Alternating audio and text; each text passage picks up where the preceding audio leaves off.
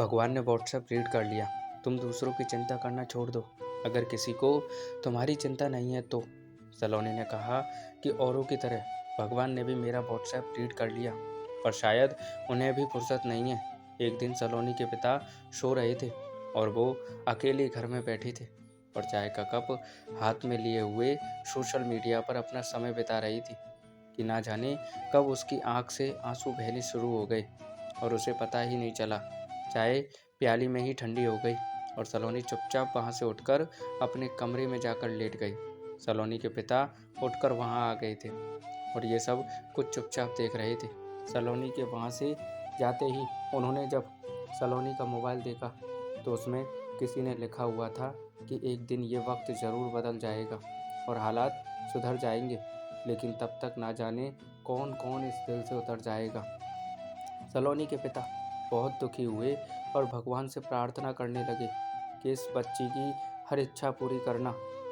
सलोनी एक बहुत बड़ी कंपनी में नौकरी करती थी, पर पिछले कुछ ही महीनों में हुए रिसेशन के चलते उसकी नौकरी छूट गई थी और उसको जानने वाले हर इंसान की आंख में वो कंकर की तरह खटकने लगी थी। पहले जो लोग उसकी मेहनत की तारीफ करते हुए नहीं थकते थे, आज वही लोग 2 मिनट का 2 मिनट बात करने का भी समय नहीं निकाल पाते थे उसके लिए। वो बहुत कोशिश कर रही थी खुद को रखने की, पर शायद किस्मत उसका साथ ही नहीं दे रही थी। वैसे भी कहते हैं ना, जब कोई पूछता है कि आप कितना कमाते हैं तो वो शायद ये पूछता है कि आपको कितनी इज्जत देनी है। और बदकिस्मती से सलोनी इस वक्त कुछ नहीं कमाती थी। पापा चुपके से सलोनी के कमरे में गए और बोले, बेटा खुद को दूसरों से कम आंकना बंद करो। जब हम अपने घर की चाबी किसी और के हाथों में नहीं देते तो अपनी खुशियों की चाबी क्यों किसी और को हाथों में दे। भगवान पर विश्वास रखो, उन्होंने कुछ ना कुछ जरूर सोचा होगा तेरे लिए। भगवान ने भी व्हाट्सएप रीड कर लिया पापा, लेकिन वो भी बाकी लोगों की तरह रिप्लाई नहीं कर रहे, शायद बिजी होंगे। कहते ही सलोनी फिर से रोने लगी।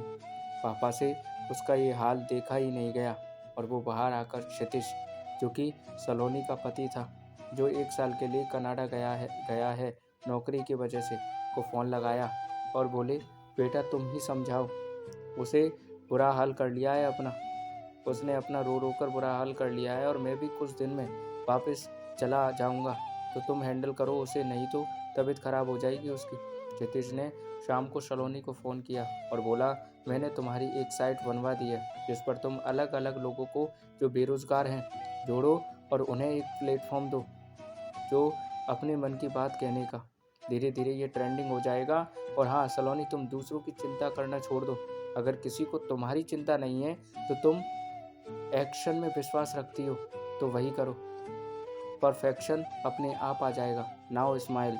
सलोनी मुस्कुरा दी और लग गई फिर से अपने एक्शन में बिना किसी बात की परवाह किए। और पापा ये सब देखकर निश्चिंत हो गए। तो दोस्तों, पिता पुत्री की ये कहानी आपको कैसी लगी कमेंट में बताइएगा। अच्छी लगी तो लाइक कमेंट शेयर जरूर कीजिएगा और ऐसी कहानी सुनते रहने के लिए चैनल को सब्सक्राइब करना मत भूलें। थैंक यू दोस्तों।